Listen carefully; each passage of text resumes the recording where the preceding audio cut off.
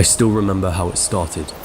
It was 4 years ago. I had just finished a normal day of school and went to meet up with one of my best friends. As I approached him outside the school gates, I noticed a book in his hands, and me being the curious kid that I was, asked him what he was reading. The front cover looked ugly. It was an obnoxious red with a font that didn't look quite right, but what fascinated me was the title, How to Win Friends and Influence People. It took me a whole year of procrastinating before I finally decided to do it. I ordered Dale Carnegie's book from Amazon and I started reading. And just like that, I was hooked. Self-development consumed me. I signed up to the local gym, I started paying attention to what I was eating, I started scheduling my days out, I started taking my passion for acting at the time more seriously. I read book after book after book. I followed all the gurus I was told to follow, meditating, taking cold showers, reading affirmations to myself, visualizing my goals. I read more, I exercised more, I hustled more. I felt more confident and motivated than I had ever felt before. This is it. I told myself this is what my life had been missing. Everything was perfect.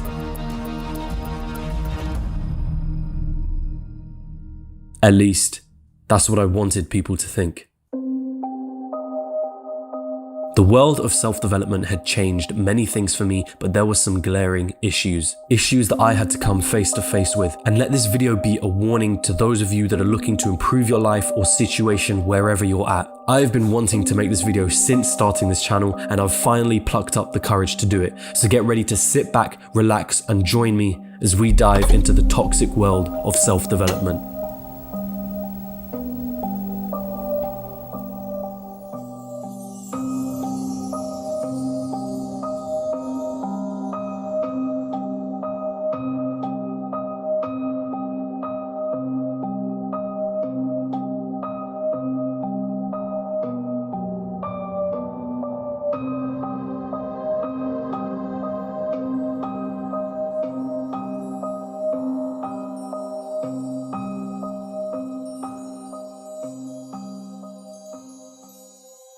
Hey,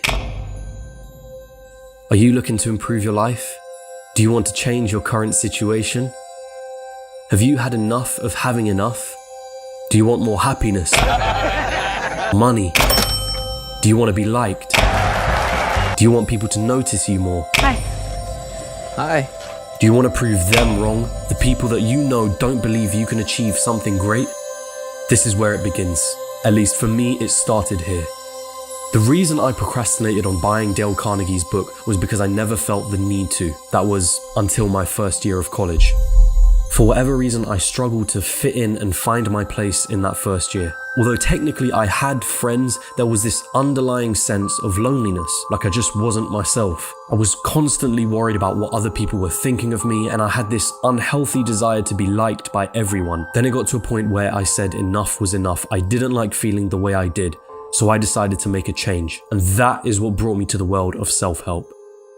This context is important to note because one of the biggest reasons for someone wanting to improve themselves is because they have a sense of dissatisfaction with where they're currently at. And there's nothing wrong with that sentiment. Wanting to change your current situation because you're unhappy with it is a very powerful thing to do. The problem here lies in your vulnerability. If you're in a dark place and you're looking to get out of it, you can be susceptible to certain problems. Self-development has a nice lure to it, doesn't it?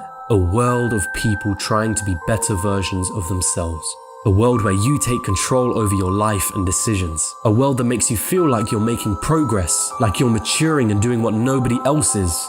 This is it, you tell yourself. Whilst everyone else is partying and indulging in short-term pleasures, I'm gonna be working on myself. It feels great, doesn't it? You feel better about yourself, don't you?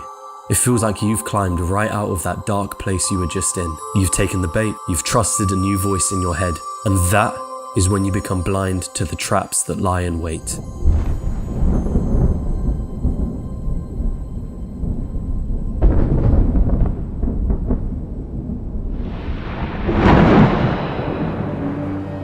Self-help makes you feel good, there's no doubt about it.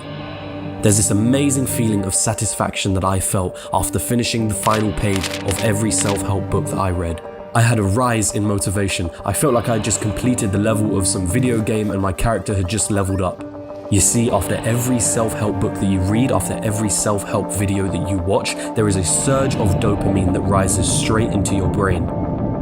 That feeling of accomplishing something after reading each book made me feel incredible. And after finishing that self-help book, I would go straight onto Amazon and order a bunch of new ones. That cycle would repeat itself many times over. Buy a new book, feel a strong sense of motivation after reading it, and then buy another book, and on and on and on it went. If you still don't see the problem with what's going on here, let's take a look at the addictive side of dopamine. The reason anything becomes addictive is not because of the thing itself. The reason someone becomes addicted to a drug is not the drug, it's what the drug does to your brain. That rush of dopamine is what gets you hooked. And make no mistake, it is easy to get hooked to self-help.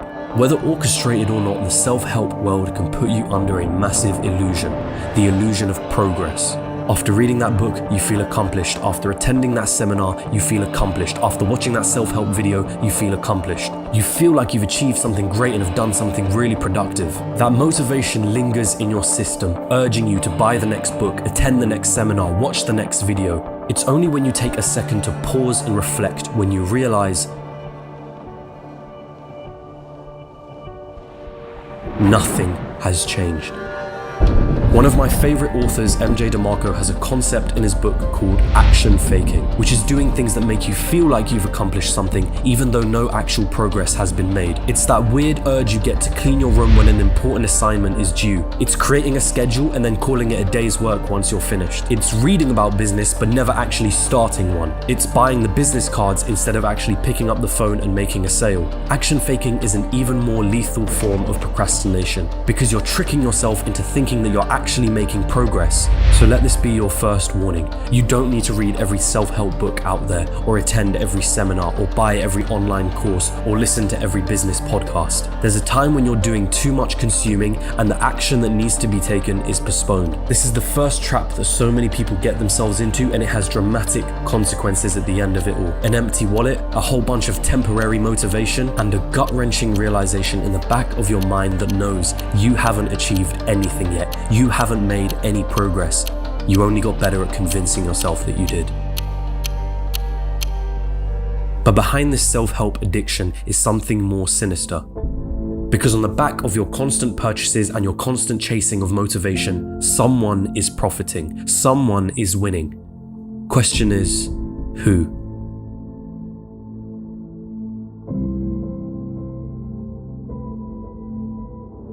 Here's something you might not know. The self-help industry is estimated to be worth $13.6 billion by 2022, with 5.6% average yearly gains. To put it lightly, people are making bank off of self-development. The selling of books, seminars, online programs, podcasts, blogs, coaching, live speaking events are some of the main mediums used. So why does this matter? I remember being obsessed with certain gurus when I started getting into this. I happily would take out my wallet and spend money on their books, their products, and continue consuming their content with a smile on my face and that all too familiar feeling of artificial motivation.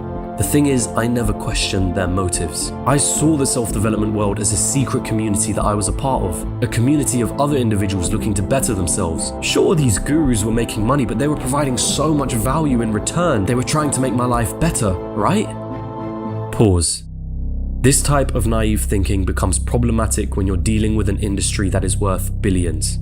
You are more profitable to the self-help industry unhappy and discontent than you are happy and fulfilled. Remember when we talked about how you have to come from a place of being dissatisfied with yourself in order to want to improve your life? Well, the business of self-help knows that. In fact, they rely on that feeling of inadequacy to pull you in. Oh, and they're very aware of how addicting self-help can be. A combination of you feeling inadequate and you getting a small high every time you consume self-help content turns you into an avid consumer of their products. And make no mistake, many of these gurus will continue to make products. After all, it's their own self-help addicted core fan base that are urging them to produce more and more products. And then you fall into the trap of looking for the next big thing, a trap that further adds to your consuming instincts. You think to yourself that you just need one more thing before you find the secret, before everything changes. The next big secret to losing weight, the next best business model to land yourself in the world of financial freedom, the new hidden secret to unlocking your charismatic self, the one meditation trick that will unlock your third eye, and so on and so on and so on. And as you continue consuming, thinking to yourself, this time things are going to be different, your wallet continues to dry up and you never truly find yourself progressing or improving yourself. No, all you've done is made yourself a consumer of the self-help industry. So here's your next warning. The self-help industry is a huge business, and it is reliant on you not being content for you to continue consuming the goods and services that it produces. Be careful. Question your favorite gurus. Question the real value of the books and the courses and the seminars that you attend. Ask yourself, do I really need to be told to write down my goal 7 different times in 7 different books from 7 different gurus? Ask yourself, have I consumed more from this industry than I have actually put into action?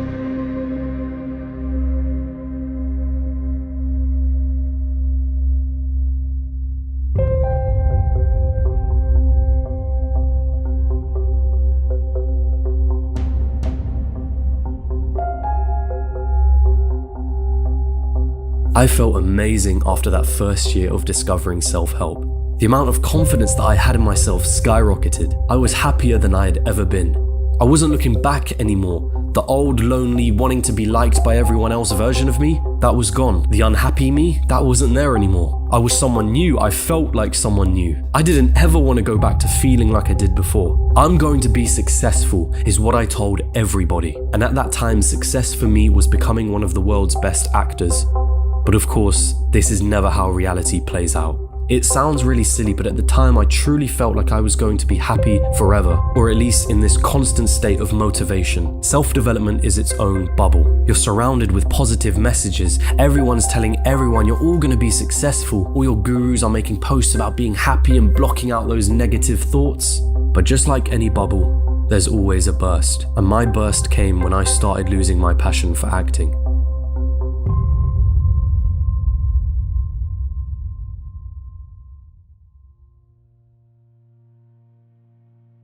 In that moment, it seemed like my whole world was turning upside down.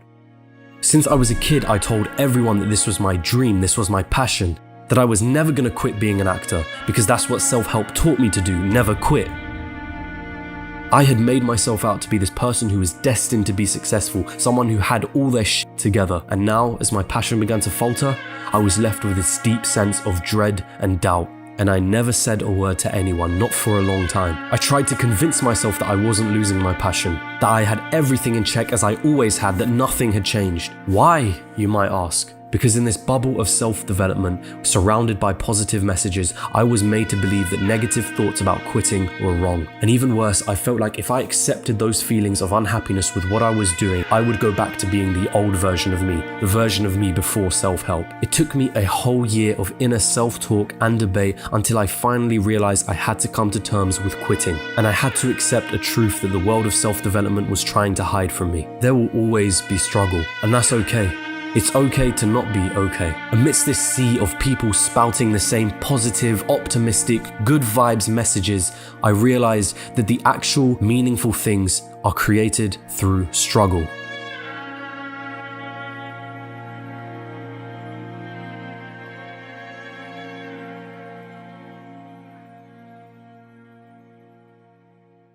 Rich people don't sleep 8 hours a day. That's a third of your life. If you want it, if you want this, it's work. Work like hell. I mean, you just have to put in, 80 to 100 hour weeks every week. Because I got the hustle muscle. And he's like, what? I said, I got the hustle muscle. Work. Hard work, working hard. Work hard. Hard work, work harder. Work hard. Hard work. Hard work. In this new world of Instagram entrepreneurs, fake gurus, and humble bragging, a whole new culture has been formed. And it runs deep in much of the self-help world. The term hustle has become a buzzword, and even I'm guilty of using it. This idea of grinding, working harder than everyone else, being productive every second of the day is a principle that has become well taught in the self-help community. Now let me be clear, I'm not saying that working hard is a bad thing. If you're trying to be successful at anything in a relatively crowded market, you are going to have to work hard at the right thing. The problem with hustle culture is that it's about working hard for the sake of working hard.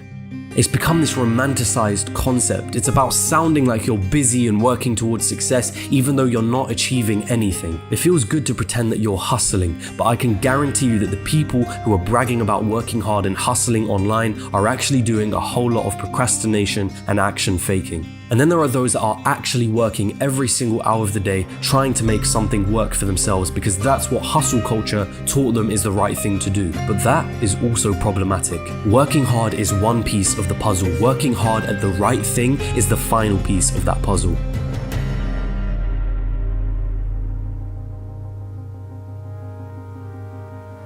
There are two immediate problems with working hard 24/7 that I have found. The first is being at risk of burnout, a state of emotional, physical, and mental exhaustion caused by excessive, prolonged stress. The second is working hard at the wrong thing. You could have a fitness blog and be working on that 24/7, updating it with new posts, but the chances of you actually getting somewhere are very slim. There are thousands of fitness blogs out there. It would be really difficult for you to find your own unique selling point. That blog isn't solving any real problems. And if you had just taken the time out of your hustling to reflect on your strategy, you would have noticed that sooner. But instead you continue to work hard thinking that that is all you need to be successful. Once more, the darker sides of the self-help industry revolve around casting a shadow over your eyes, making you feel as though you've accomplished something when you actually haven't, keeping you hooked to the next product and the next product, or in the case of hustling, keeping you attached to the idea that advice like working hard encompasses everything it takes to be successful. It doesn't. It's a facade, and the darker sides of the self-help industry rely on you believing in the illusion to stay profitable.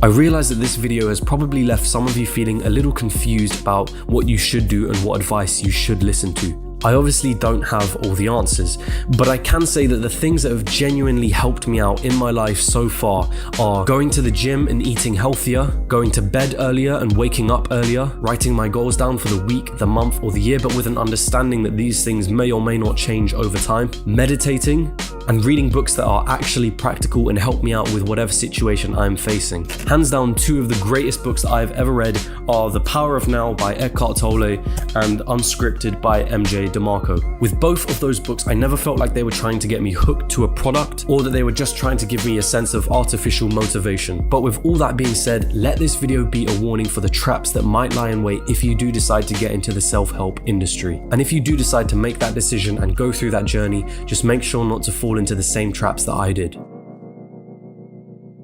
So thank you for watching, but stop, do not click off the video just yet. I know you're sick and tired of YouTube people giving you the monologue of like the video, comment down below, share it with your friends, subscribe, and whilst I recommend you do those things, I do want to take the time to say thank you dearly for watching till the end of this video. I put a huge amount of effort into creating these videos and I love doing it, so if you enjoy these sort of documentary style videos on business, finance, and life in general, do feel free to check out my other content. I really think you'll